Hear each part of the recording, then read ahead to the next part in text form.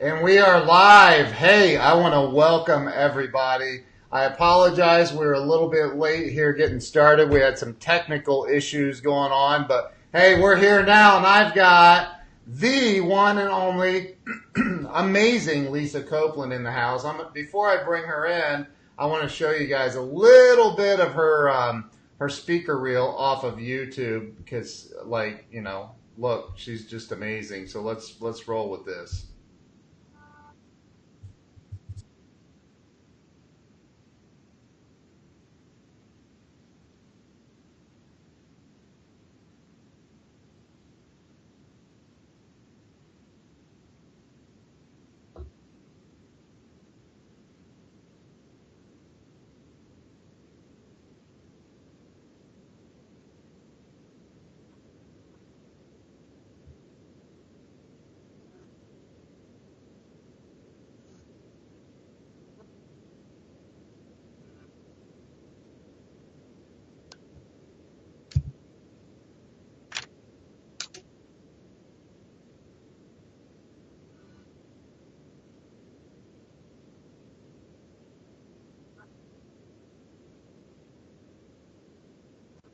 So I'm going to stop it right there because it's a great long video. But listen, I'm going to go ahead and I want to bring Lisa in. And Lisa, welcome to the show. I'm genuinely grateful that you're on here with me.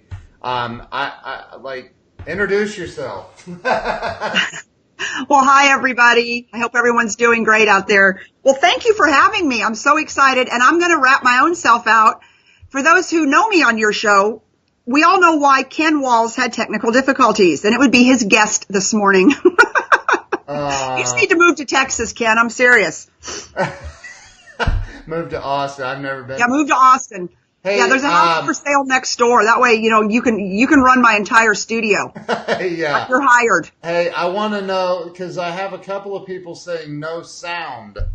No sound. Uh-oh. Can you guys hear? Can somebody let me know if you can hear? Laura Peterson said, yes, I agree, move to Texas. So obviously they can hear you. So hi, Laura. I can't see Facebook Live, so I can't talk to anybody. It may have been the YouTube video or something. I don't know. So my apologies for any technical errors on my side. Well, I'm just bad luck. No, you're not. You're amazing. And I've gotten to know you super well over the last 6, 7, 8 months, I suppose. And holy moly, every time I'm talking to you, you're getting on a jet headed somewhere. I'm like, jeez. A plane heading nowhere. Yeah. My life. So this show is, it's called Breakthrough Walls today, and it's really about. I mean, you're the author of a book, co-authored with Renee Bangelsdorf, right? Bangelsdorf? Yep. Did I get that right? You got that right. So called Crushing Mediocrity. I do not have a copy of it because I gave it away to somebody and I haven't replaced it. There it is. So Crushing Mediocrity. And you are far from mediocre, far from it. And I just kind of want to, because I also know that you've been through all the crap in life, right? You've been through all of it. And so I want to help. Somebody asked me the other day, why are you doing this show? And I'm like, because I think there's a lot of people stuck, and I just want to be a loud siren to help people get unstuck. I want to bring badasses like Lisa Copeland on my show and impart some of your wisdom on people. So, let's start with first thing is where did you grow up? Where did it all start for Lisa? Well, then I'm going to have to talk about how old I am, right? But anyways, I'm going to tell you that, but I'm going to tell you, I love the name of your show, Breakthrough Walls. I think it is brilliant. So there is my high level, consulting, tip for you. It's fantastic. So, I grew up out in Northern California, out in the San Jose, area. Oh. And I was there until about, I guess I was a junior in high school. And then I came to Texas and I never left. I did not know you were from California. Yes. Wow. Yes. Holy Yes. moly. So, and you said you came to Texas when? My junior year of high school. Okay. So, what part? You came to Austin? No, Arlington, Dallas-Fort Worth area. Oh, okay. And then, so how did you end up in Austin? In Austin? I was working for a car dealer. A crazy story. I won't even bore everybody with it. But I worked for a car dealer in Dallas. And then he ended up buying a store in Austin. And that was about, let's see, my daughter's 29, 30. It was about 31 years ago. He bought a store in Austin, and it was a chance for me to get a promotion because I was able to come down here and be the finance manager. So we moved down here so I could be the finance manager for this Chevy store. And then within 8 weeks, he was in receivership. And for those of you who don't know that, that means he did bad things. And General Motors came in and shut us down. And I found myself kind of like, we moved to Austin and my store was shut down. You know, what do you do next? But you know what you do? You survive, right? You figure it out. Yeah. That's right. That's right. Yeah. But I can tell you, I'm super grateful that we came to Austin because we love Austin, and it's been a really good place to raise my kids. That's awesome. I've never been to Austin, ever. I told you, you and your wife have an invite. I've got a guest suite upstairs, and y'all just take it over. But you have to work on all my computer stuff, which is what I'm going to charge you for rent. Right. Well, first I'm taking you to Best Buy, and we're getting you an iMac. There you go. But then you're going to have to stay long enough to teach me how to use it. Right. It's so easy. But so let me ask you this, because, you know, I think, and I've said this on, you know, talking to other guests, I think that as we grow up as children, there's always somebody, something that kind of has a bearing or an impact on us and kind of helps form what we're going to become as adults. So I'd like to ask you, like, what is like a memorable moment or an impactful moment in your life as a child growing up? What that maybe, you know, related to how it may have shaped who you are today? Yeah. And, you know, I've never told this story, so you're about to get the scoop. Oh, wow. Yeah. So when I was 15, my mom was she was a PhD student. I guess that's higher than a grad student. I never went that high in college. So anyways, she went back to school to get her PhD, which we were super proud of her. And so, you know, so we lived in San Jose and she was going to school in Berkeley. And so I'm sure she's going to be watching this. My mom watches all my videos. And, so I decided, and so my dad was a pretty big avid car collector. And so my mom had a 1976 Jaguar XJS. That was the first year that Jag XJS came out, and it was a V12. So, you know, I made the decision like any good 15-year-old would do, who was truly a latchkey kid, but in love, because my dad was traveling around the world. He was a Silicon Valley executive, an entrepreneur. Wow. And my mom was in Berkeley getting her PhD. So I had parents that were very high achievers, amazing people. Jeez. And I decided to take that car out for a spin one day. Oh, and I'm going to tell... Oh yeah, it gets better. But, you know, and I'm going to tell everybody out there, I drove that car all over town. But do you know where I wrecked it? On the corner of my street. No. Because I had never been through driver training before because I was 15 and I didn't know that you're supposed to yield to the right. So I just went blaring through like this four-way stop we lived on a super long street that had like another street that cut through it, but not a busy street. And so I just kept going and I ended up hitting a 1965 classic Corvair. So like, of course I did, right? So, you know, I wrecked my mom's like beautiful Jag and then I ended up hitting a classic car. So to this day, I don't know what that cost my dad to buy me out of that mess, but he had to write a check. I can tell you that. So that one was pretty memorable and I've never told the story before. Wow. And I know my mother's going to be watching. Mom, I'm sorry about your Jag because I think I still hear about it from 1976. Mom, I'm sorry I brought that out of her. Yeah. You're the only one that ever has, Ken. So there you go. Wow. You know, Norman said that. That really taught me my rebel side because, you talk about latchkey kids and I was a latchkey in a good way, right? Because my parents were so on the ball and they were wonderful parents and all of that. I had a great life. Yeah. I was just truly independent and, you leave kids, you give kids enough time, they're going to get in trouble. I don't care who they are. Yeah. You did. So and I did. Oh, did I? Well, that's just one story, but that's a good one from the car community. That's a good one.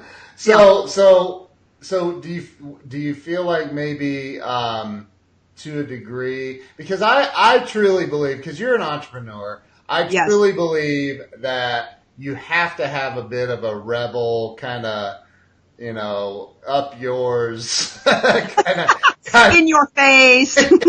don't tell me what to do. That's right. I'm the boss of me. I'm the boss of me. Right. Yes. Like you kind of have to be successful. You have to have that kind of, I think you have to have that drive, right? Yeah, and I definitely got that piece from my dad. He was a serial entrepreneur out in Silicon Valley and started many software. Oh, I guess, well, it was like, so we owned companies that were 8-track tape, video cassette tape. So that wouldn't be software, would it? I don't think they had software back then. But anyways, my dad was a true entrepreneur. And, I loved the stories how in the 70s, how he put everything we had on the line to go borrow money at 18% to fund one of our factories. And thank you, God, it worked out. And my mom and I just talked about it the other day. And she's like, I didn't know until 25 years later, your father finally fessed up to me that everything we had was on the line. Back in the 70s, but, so that he could fund his new, another one of our factories, one of our, cassette factories. And so, I think I get that risk from him, that it's just like, you know what? If it doesn't work, we'll do something different. And, Jim Ziegler was on my show the other day, and I know you and I talked about this, and I love what he said. He said, you can sell your way out of anything. You can sell your way out of any problem. So if you're a salesperson, it's like, I'm going to roll the dice because the payoff's big. And if it doesn't work, I'm going to go figure something else out. And I'm going to roll again.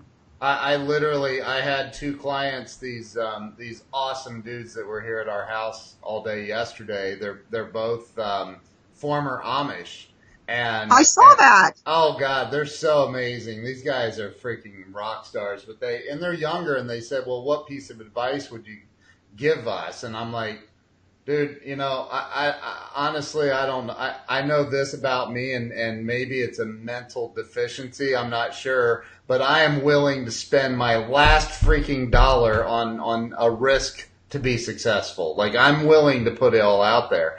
So, which is why you're successful, Ken, because you cannot be risk adverse and be an entrepreneur. You can't. You have to be willing to put it all on the line. And if every single day. That's why people say, well, I want to do this side hustle thing. And I've always gone, I can't help you with that because I don't do side hustle. Like, I do all in hustle. And that is true success. You can't play. For a piece of advice for your viewers, I learned a long time ago, you got to focus, number one, which I really have to make myself do. But I've learned that when I really buckle down on something, you can't stop me. Right. But when I'm trying to buckle down on 3 things at one time, it's like, I end up getting mediocre results. Yeah, that's right. I'll bet that's in that book you wrote, isn't it? It sure is. Let's see, chapter 6, page, 126, paragraph 3.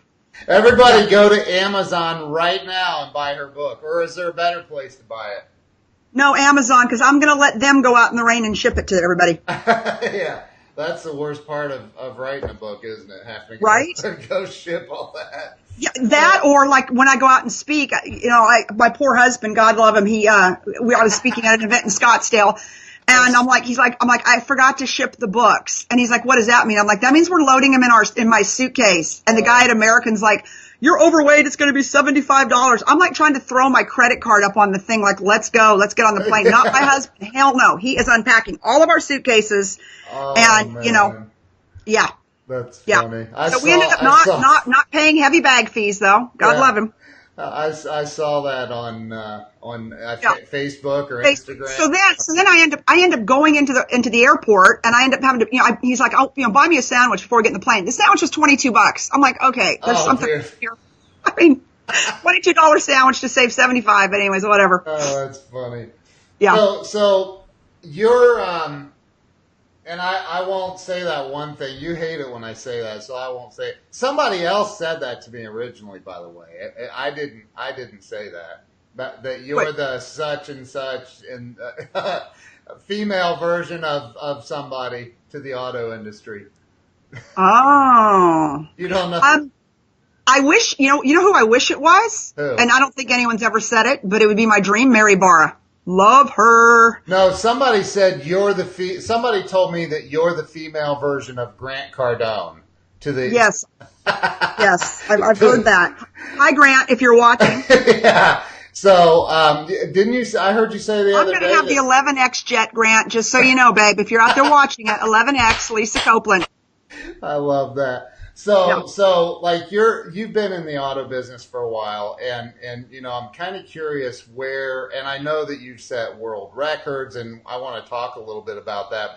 But let's back up to crashing your mom's beautiful 12 XJS. Yes. And by the way, I used to own a detail business in Atlanta, Georgia, and I detailed a few of those XJSs and drove them. And oh my gosh, they're amazing. Because I think it was like the first V12 car that came out, at a production level. Maybe a Corvette, I don't know. But anyways, it was one of the few handmade car. Yeah, my parents were pissed, to say the least. Yeah. So from there, what is it, and when was it that got you going in the car business? Where did that happen? Pretty funny. So I'm a freshman in college at the time, and it's in Dallas, and I'm driving down. Everything in my life has happened around a car wreck, which I hope that's not the way I die. So I ended up wrecking my car behind, who is now my husband's house. He had just graduated from college, and I was a freshman in college, so do the math. I was still 17, and I was underage. So anyways, and so I went up and I knocked on his door, and I'm like, hey, I need help. I just wrecked my car. I was in fashion college, so I was selling skirts for a living at the mall. I was putting my mascara on, and I rear-ended his neighbor. So this is like the days before. This was in '83. So it's the days before cell phones and all that stuff. Wow. Yeah.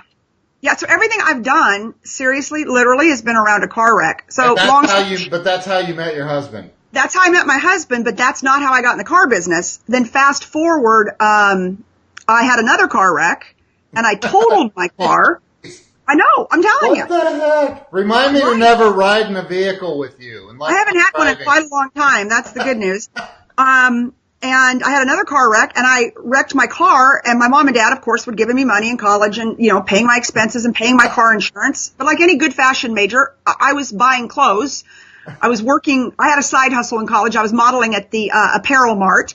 So I was able to buy samples, because back then I was sample size, right? Weren't we all at 19?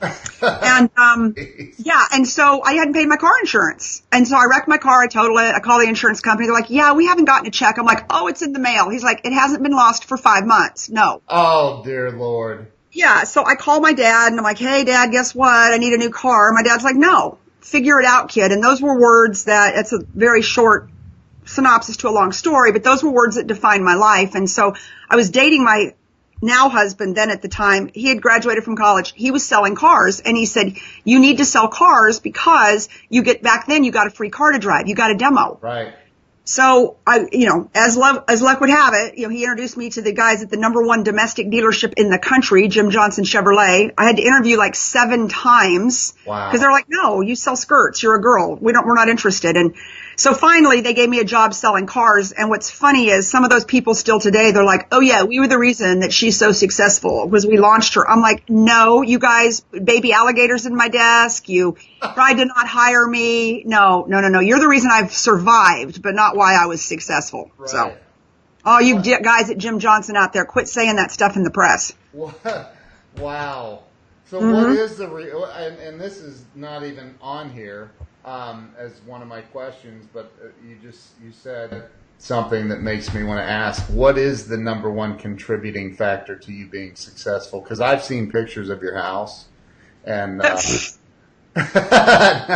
no, what just a house. I know, but what do you feel is the #1 contributing factor? I think it's because once I go all in on something, I'm all in. And I, just like you, Ken, I love to work. Yeah. Like, I'm going to be that 80-year-old in the leather skirt, and I'm still going to be working and grinding it out. So, there are some people like, I don't like to work. Well, I don't like to work if it isn't something I love to do. So when I was a car dealer for the longest time, I loved to do it. So I was all in. But, it's one of those things that when you quit loving, when you quit loving what you do, quit doing it. Yep. Yeah, and right now I'm just on a great trajectory. I've got amazing clients. I get to travel around the world, literally, and doing what I love. And so it isn't work. And so that's what I would tell people out there. If you can't find an underlying purpose as to why you're doing what you're doing, then figure out something else to do. Or if you're working with people or working for people that bring you down and they don't root for you, get the hell out sooner than later. I agree with that 1,000%. 1,000%. Yep. So Lisa Patrick asked a question, and normally I would wait till the end, but I think it fits in perfectly here. What is the biggest stumbling block or setback you've kind of experienced in your lots of them. So I would want to know if she wants to know about my automotive career or if she wants to know about my career in the mortgage business or whatever. But, I think the biggest setback I've had is, I'm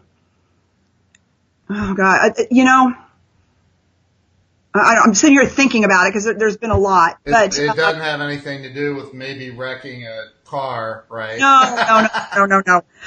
I think it is overshooting things sometimes, right? And setting myself up for something bigger than what we can produce at that moment in time. Yeah. And I'm kind of known for that, going out and just making crazy bets or audacious bets. And sometimes I know that I need to reel it back a little bit. And I've kind of gotten to the mindset of, you don't have to be number one to be significant.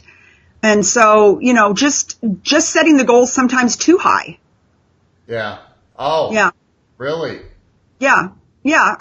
Some of them have worked out great, obviously. That's why I'm sitting where I am today. But some of them, I've wasted valuable time, and I've really had to ask myself, am I chasing this because it matters, or am I chasing it because it's ego?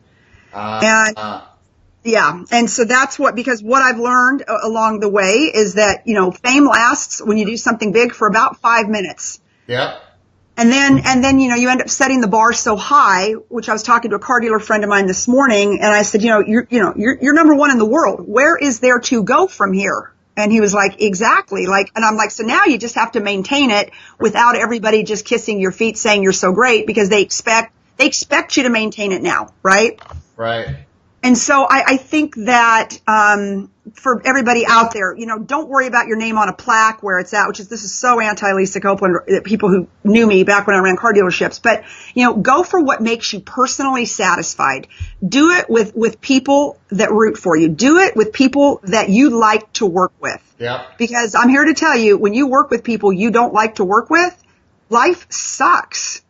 And so it just does. It's miserable to show up every day and just know that people aren't rooting for you. So, yeah. I agree with you. I totally agree with you.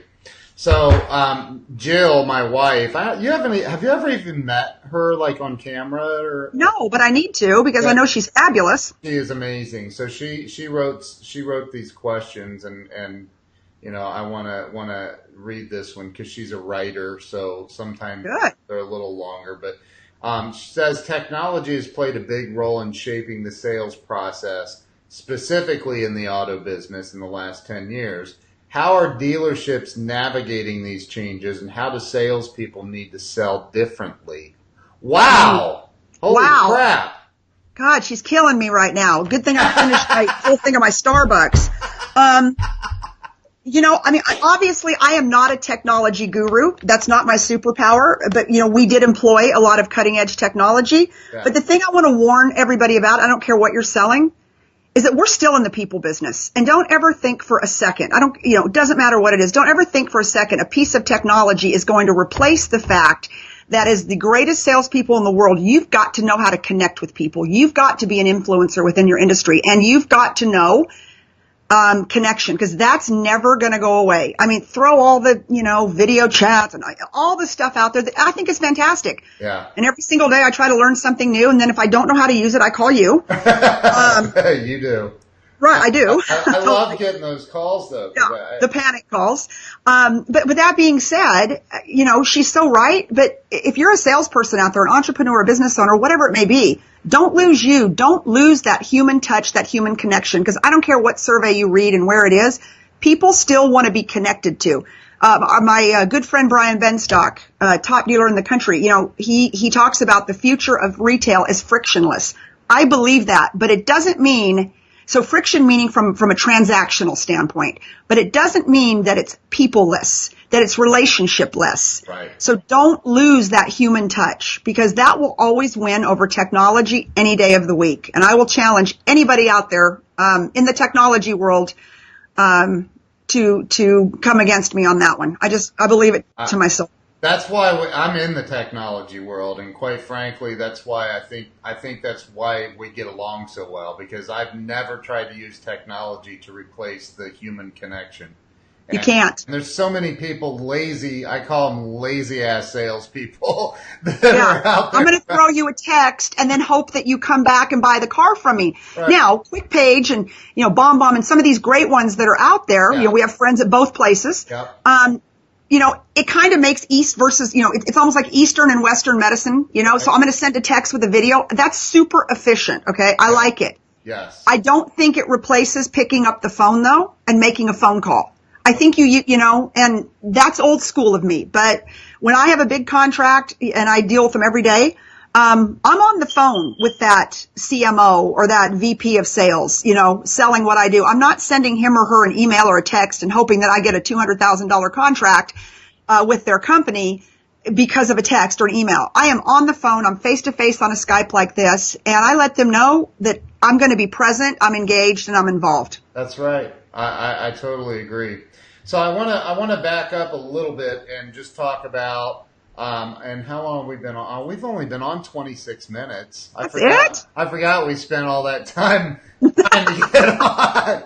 But yeah, so you at some point, and this is not in the questions my wife wrote out, but I don't think she knows all this about you. I do, however. At some point in your, because I know you started in auto sales, right? In the auto, I did, right? And then at some point you ended up taking over as general manager / owner. I was the managing partner. Okay. So yes, I was the general manager, managing partner, and what that means in car world is that I was the minority owner. Okay. So what happened in that business? The good stuff. Yeah, right. No, it was great. It was, I'm forever grateful to the team that I had, because they were wonderful and they worked their hearts out for me and for the brand. And of course, the brand Fiat Alfa Romeo itself. In the 4.5 years I spent on the National Dealer Council with the top dealers in the country, they were great mentors and they're still great friends. And the executives at FCA who I learned so much from. So I don't have a bad thing to say about any of it. I'm grateful. It was just time to move on. Right. It was almost like I had rung all the bells personally that I could ring. And when Automotive News, every 5 years, they name the top 100 women in automotive. And I was lucky enough to make that list with people like Mary Barra, who I got to meet, by the way. I'm obsessed with her. All of that being said, for someone like me, it was like, okay, check.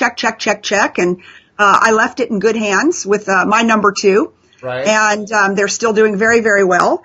And, it was time to move on and really chase the dream I wanted to chase when I hired a speaking coach 10 years ago, which was to be on the stages and tell the stories and doing what I love to do and just having freedom, I just got booked. I got 3 bookings yesterday. Anyways, I've got so many agents, it seems like now. But anyways, it was like I'm on with one and the other, and I'm like, okay, let's go. And like in November, I'm triple booked. So I referred one of them out to another speaker friend of mine. And then I'm literally speaking in Las Vegas. I've got to speak in the Cayman Islands the next day. So I told my agent, I'm like, okay, I speak twice that day in Vegas. I will be on an all night flight to the Caymans and I will be on stage at noon the next day in the Cayman Islands. And it's for a big auto association. Wow. And the other one is for an OEM. So, and I'm like, but you know what? I'm going to do what I love to do. And so, and to me, that isn't work. Are you interviewing anybody right now for like a bag boy? Because I would like to submit my resume. I'm kidding. So I have a lot of bags. You probably don't want that job. Yeah, but hey, let's see. Vegas to the Cayman Islands, I can handle the bags. Yeah, so, and all of it, I'm getting paid, and I'm doing what I love to do with the people I love to do it with. That is so awesome. So yeah, that's what I'm talking about. Like when I say Lisa Copeland is a freaking badass, that's what I mean right there. look, But Ken, it wasn't easy. I'm going to tell you, I mean, so many people, when I left, I really thought, I hope Grant or someone on his team's watching, I really thought, oh man, I'm going for it. I'm going to be the next Cardone day one. I'm going to be booked. And did I get booked? Yes. But I'm 2 years and 2 months out now. And now I'm starting to see the huge wave between television and all the stuff I'm doing. But it took 2 years of just nose to the grindstone to hit the pinnacle where I feel like I'm climbing to now. Yep. So it doesn't happen overnight. It doesn't happen just because you think everyone's going to know who you are. Right. I've worked harder the last two and a half years and more hours than I ever did as a car dealer. But it's like I'm building my empire. And that's what I want to tell people. Like, it's not easy, but if you're consistent and if you never give up, just like you, yep. And you got to work hard every single day and live what you do every single day. And people like you and me do. Yep. We're always on film. We're always talking about it. I dream about my next book. I mean, it's what I do. Yep. I know. Mm-hmm. I love your passion. It's number one, you're contagious. Like your energy is freaking like insane. And I said that in my post last night. I'm like, this woman's energy is ridiculous. Like, one of my business partners called me this morning because we've got a couple of calls, and she called me and she said, Lisa, I'm on Facebook and you've got this and you've got this and you've got this and we've got this call. Now, how are you going to fit that in? And I go, are you in my Google Calendar? She's like, no, I'm on your Facebook page. She's like, whoever show you're on at 10, like he's like a super fan. And I go, yeah, no, he's like, I'm his super fan. Like she was laughing. And I go, I haven't even, I didn't really read it. And she's like, oh, yeah. And she's like, I want to buzz into that show and tell everyone the truth. But Flash, don't do that. I think about that, I've been, I'm very high energy as well. But, man, there's times when I get freaking tired. And, sure. It's like, but I think that, people see this little frame of life and they think, oh my God, she's always on. But that's not even real. That's not possible. But yeah, it's not. But when you're on, and I love it. Yes. I think you have to show up well when you show up. Yes. Yeah. Yeah. I have a good friend that said that they called me one day. I love the dude, Charlie Chena. He's like, dude, stop doing live streams in t-shirts. I said, what? He goes, you need to dress for success, bro. And I'm like, oh, I agree with Charlie. I like that. I said, I agree with Charlie, although Hank Norman, who you had on your show, who's my agent, he would tell you to be in t-shirts. I mean, he's literally said to me before, he's like, do you put rollers in your hair or do you do this? I'm like, yeah. He's like, then you need to be on camera. I'm like, Hank, we're going to draw the line somewhere, babe. I'm never going to be on camera with rollers in my hair or no makeup or whatever, right? I'm kind of the Charlie Chena mentality, but the experts like my agent Hank Norman at 2 Market Media, he would tell you just show up. And I do a lot of Facebook Lives just, around the house and in a transparent kind of way, but not a lot anymore. Like I won't do an interview like this or without being, dressed for it. So, but let me ask you, because you never know who's watching. You never know. That's right. And I've discovered there are some people that have watched some of my live streams. I found out later they watched and like, I'm like, that was literally a giant that was watching my stuff and I had no idea. A giant had no idea.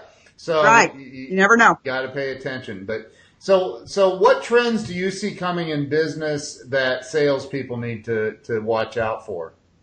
Well, I'll give you a great one. Okay. A friend of mine who is the number 2 used car dealer in the country, his name's Glenn Lundy, and he's out in Paris, Kentucky. He's number 2 used car dealer in the nation in a town of 9,000 people. And I was talking to him yesterday and I said, hey, just for the record, we were just chit-chatting about something. And I said, hey, what's your ad budget every month? I'm curious as a former car dealer. I know what I spent. Yeah. And he told me, and it's about so he's selling about 800 to 900 cars a month. I was selling about 150 cars a month. We had the same ad budget. And I said, wow. And he said, Lisa, it isn't about the ad budgets anymore. He goes, we cut TV. We cut back on radio. He goes, car dealers that are still doing that, they're missing it. One, I mean, our business has increased 800%, and it's because of my consistency on social media.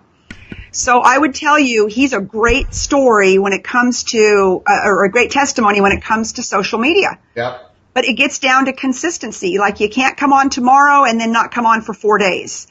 And the hardest thing for me when Two Market Media took me on, when they said, you've got to be on every day, and I'm just like, people are going to get sick of me. And they're like, the people that are sick of you aren't going to watch, but then you're going to bring on new ones. And I hate to say it, Hank and Steve, you were right. Right. And, you know, because they just love to say, you know, I'm right, my New York agents. Yeah. And anyways, and so it's true. And so I think for salespeople, it is building your own personal brand. And if you work for a dealer or an employer that doesn't let you do that, go find another one. Yep. Because they don't understand where the markets are moving. And there's a lot of employers, and I just have to talk about the car dealers, but, you know, other too, that, you know, the person with the name on the sign is pretty jealous. Like, and I've interviewed a lot of these people, and they're like, yeah, my boss is just like so jealous. And I'm like, yeah, I get it. Yeah. And I'm like, then go find a different boss, because you've got to build your own personal brand. And, you know, Sean Hayes, a mutual friend of mine and yours, you know, he's a car salesman. Amy Banner, hashtag Just a Girl Selling Cars. I mean, we've seen this. And most importantly, Ali Rita, who broke the world sales record. He took out Joe Girard, the world's greatest salesman, the 1973 record, right? And so that's how you get known in today's world. Yep. It's a personal brand and social media. If I were to go sell cars, number one, I think I could go up against some of the best and do well. But it would be because I know how to use social media. Yeah. And you know, so I totally agree with you. Like, you got to pay attention to social media. So the fact that this car dealer has been able to cut out, you know, half of his ad budget every month, right, and increase sales 800%. Yeah. You know, and, you know, a lot of ad agencies out there, they're fighting it, but ad agencies are dying on the vine. People don't watch TV anymore. They don't listen to the radio. And so it's all about social media. I agree with you 1,000,000,000,000%. I was on a flight from Vegas to Columbus, and Frontier Airlines, I don't know if you've ever flown that or not. But, yeah, it's tragic. But it's one of the only airlines out of Vegas with a direct flight to Columbus, Ohio. So Sure. You wanted one of those $49 flights. It was $39. I was like, are you shit? Like, really? It's only $39? Oh my God, but the seats are made out of cardboard. It's $50 a bag to get on the flight. My purse cost me money the one time I flew them. I'm like, they're like, oh, it's bigger than. I'm like, it's Chanel. And then, so literally the guy's like, well, then you shouldn't mind paying the $50. I'm like, okay, I'm never flying you guys again, ever. Well, I paid the upgrade and flew their first class. You're lying. They do not have first class. They do. They have the first 2 rows or something like that, or the seats lean back like half an inch or something. Oh. If you fly in without in their whatever they call it, regular, the seats don't move. They don't move. They're hard. Oh, it is a tragic airline. Anyway, sorry, finish your story. So I was sitting next to this guy, and the middle seat was empty. And you know, finally, after about 2 hours, we struck up a conversation. And I said, well, what do you do? And he asked me what I do. I said, I wrote a book and blah, blah, blah. And I help people with social media, websites, yada, yada, yada. And he's like, I own a car dealership. And I said, really? He's like, you're on Frontier? A used car dealership in near West Virginia, here in Ohio. And I said, well, what do you guys do for social media? He goes, well, we got Facebook. And I go, well, what else do you do? Frontier, dude. Yeah. So, you know, but it just kind of, because I said, well, how many people in your dealership, salespeople, you know, sell a car, become friends immediately with that customer, tag them on Facebook, and promote, you know, tag your dealership, do live streams, walk in the inventory. I've never sold cars in my life, not once, but like, if I was a car salesperson, I'd be freaking going live all the time, tagging the dealership. I'd be walking the inventory. I'd be creating opportunities for myself instead of sitting around waiting on them. That's what the great ones do.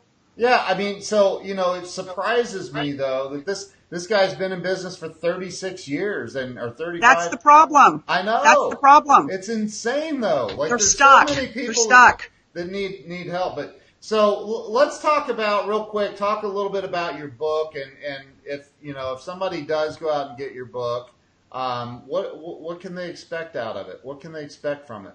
Because I gave your book away. I have to send you some more. I know that you bought that one, but I'm going to send you. Renee Envy is on the stream right now. I gave her your book. She was here visiting, and she's hi Renee. She's like, oh my God, I want that book. So yeah, she liked the shoes on the cover, but so it's 10 ways to rise above the status quo, and my co-author is just a badass. Also, she's one of the top women in aviation. And she sits on several national and international boards for aviation, and she's a jet broker, and she's amazing. And the one thing, both of us running through male-dominated industries, we've always had to do more, do it bigger, do it better than our male counterparts, and it is what it is. And so we wrote a book about it, and 10 ways, the 10 things that we did, that we believe that we did to get to the tops of our industries. And then the first chapter, and I'll just leave it there, is purpose, right? Why do you do what you do? What is your underlying purpose? And for me personally, it was to revolutionize the auto industry. I came back after, I came back, I guess it was 7-8 years ago, and I'd been in the mortgage business. And so I came back with a fresh set of eyes, and I was like, ugh, gross, this sucks, right? And so, and then I started seeing the lack of respect for female consumers industry-wide. And so I really, I declared the common enemy was the industry itself and not respecting female consumers and not having women work in the dealership. And so many people in the industry told me, they said, be careful, Lisa, with what you do. Be careful. The industry's going to come against you. Be careful. La, la, la, la, la. And I said, you know what? Bring it on. Because what I know is that the female consumers will stand with me. Yeah. And they still stand with me this day. I mean, all these women that I sold cars to over the years, I mean, they don't even buy a car without calling me, contacting me. I mean, I think I negotiated like 26 car deals last month, friends, former clients, whatever. And, and helping them still. And that's what we were known for. And so what is your underlying purpose? And that was the number one thing in our book. And now my underlying purpose is, to build a life that I love and to show other people how to do it. I love that. Yeah. I love that. Wow. Yeah. So I definitely need to read your book. I need. Well, I'm going to send you some. I told you I would a while back, and you know me, I'm a flake. But I am home next week. I'll promote the heck out of it. Go out in the rain today and send me some. I'm just kidding. Right? Yeah, it won't be today, but I'll send some out to you. Yeah. It's a good book, and it is, and we've gotten a lot of national recognition on it because. It really is because, it is okay. Mediocrity is not a bad thing. And I need to say that for the record. A lot of people like to live in the middle. They're comfortable. It's all that they want in life. And that's cool, because they're happy. They're satisfied. They're fulfilled. This book is for people that are in the middle and they want to go to the next level, right? They want to go from the middle class to the world class. And I'll tell you this, once you make the commitment to go to the world class, once you make the commitment to crush mediocrity, to take a chance, to fear less, to do all the things that we talk about, the world's your oyster, because then you go from a very crowded space and competition to now all I compete with, and I know all you compete with too, is just the top 1%. Who is my competitor on a contract? It's Grant. To that level, Gary V, whatever, right? And so I would rather compete with somebody at that level all day long because they're excellent and it makes me better. Right. Than have to go out and compete with the masses that are just mediocre. Who'd you say, Grant? Well, I was just trying to give an example. Yeah, I have not actually gone against Grant on a contract or anything like that, but I hear you. But it's true, yeah, right? I mean, when I look at doing what I do, and they say, Lisa, it's between you and this person, it's usually what I call a 1%er. But didn't Grant send you a text message the other day asking for something? He did. Yeah, he sent me a text and told me to send him a 50-second deal about why I love being an entrepreneur. So anyways, I've been looking on Instagram, Grant, and it's not up yet, but just saying. Come on, man. Yeah. It is about that inner circle, and I'm not saying I run around with Grant. I don't, but we know each other. And like I said, I've always said, I've got huge respect for that guy because he outworks everyone else. He does. Outworks you. And that is to me, and that's the same thing I do. And I was talking to my guys at 2 Market yesterday and they said, Lisa, you outwork everybody. And I go, I do. And I will, and I always will. I did it in the car business. I did it in the mortgage business. And that's why I always hit the pinnacle. Yep. And in this business, doing what I do now, I'm going to outwork everybody. Yep. You know, and the only person I can see that I probably can't physically outwork because he just never stops is Cardone. And, you know, huge respect. But, you know, my plane's going to say 11X. Just because. Oh, so, and then, you know, this isn't on here either, but I want to ask it, just so you can talk a little bit about it, but sure. If you can, I don't know if you can or not. But do you have any plans for any new books? Yes, actually. Oh, you do? Yes. Gee whiz. I wonder how you found that out. Yes, we have a big book proposal up at one of the top literary agents in the country right now, and we're tweaking it.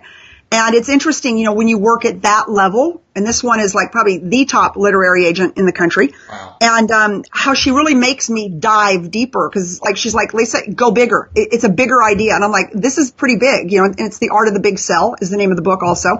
Wow. And but it is about building a movement, you know, a personal movement, because everything in life right now, everything, you know, whether, you know, it galvanizes people. And, you know, you think about, you know, all the protests that go on around the world.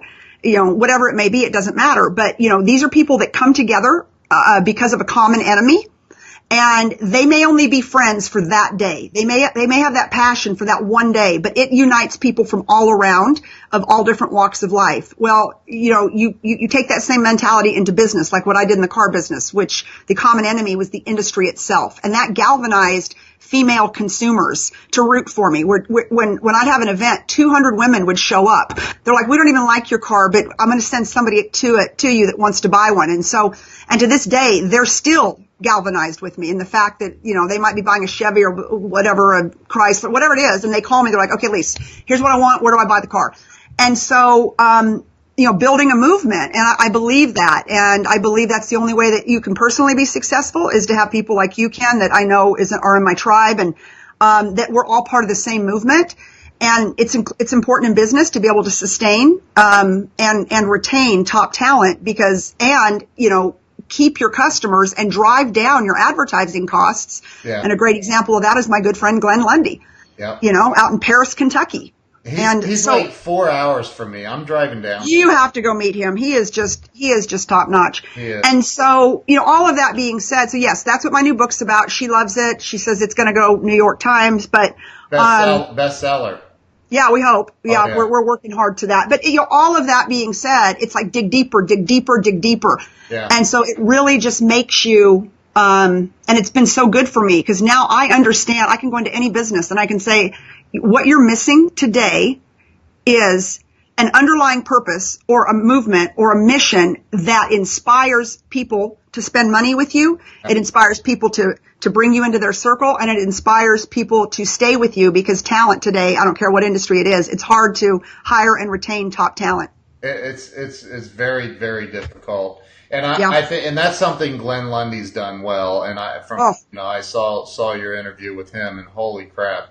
So, you know, and I know you have a really big interview coming up today as well on your show, The Art of the Big Sell. Yes. So, you know, listen, I've gotten to know you very, very well. We've helped each other, and you are quite possibly one of the most amazing people that I've ever known in my life. And I really genuinely mean that. Like, you're incredible.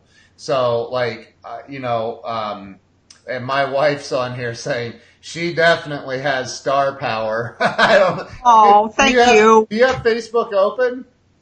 I don't, because I'm scared I'd get the feedback that we get on mine. So I will go back in afterwards, and I will answer and talk to everybody. Share it out, because like your audience doesn't even know that we're on right now. Yes. With this software, it doesn't automatically tag you. So. Anyway, no, I will absolutely share it when we get off. Yeah. So how would you how do you want people to connect with you? Well, my website is, you know, lisacopeland.com. Yeah. And I'm on social media. My fan page is a keynote speaker, Lisa, or I guess it's at keynote speaker Lisa Copeland. Yeah. I think my personal one's pretty full, but you can follow me on that, which is Lisa Colgrove Copeland. Yeah. And Twitter, Instagram, you know, you name it, I'm out there. Yeah, just type in Lisa Copeland. Just tweeting and posting away. Well, you're doing a fantastic job, and I mean, I think we all have those moments where we doubt whether what we're doing is making an impact or not. And I can tell you from my personal experience with you, it's definitely made an impact in my life in all positive ways. So, Thank you. And I watch you closely. I love what you're putting out and what you're doing. So. I just want to encourage other people, when I asked, and this is something your listeners should do at some point. I asked all my friends one day, my close tribe, and I said, if you had to name one superpower for me, what would it be? And I thought everyone's going to go passion because you're kind of a psycho when you get onto something. And 90% of them came back and said, you root for your friends. You are somebody who absolutely will stand in our corner and you root for us. And, and that's who I am. And so, I mean, I root for people in general. I've been that underdog and I've been the one that nobody's rooting for.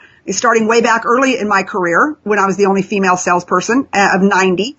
When they were putting baby alligators in my desk, they were rooting against me all the way up until my recent automotive, career. Because once you start hitting the top and some other things, people that used to root for you don't root for you anymore. And so it's just been very interesting. And I thought, I'm never going to be that person because I think that there's room for everybody to be successful, to be famous, whatever it is you want. I want to be able to support you because I don't think it's going to diminish my light at all.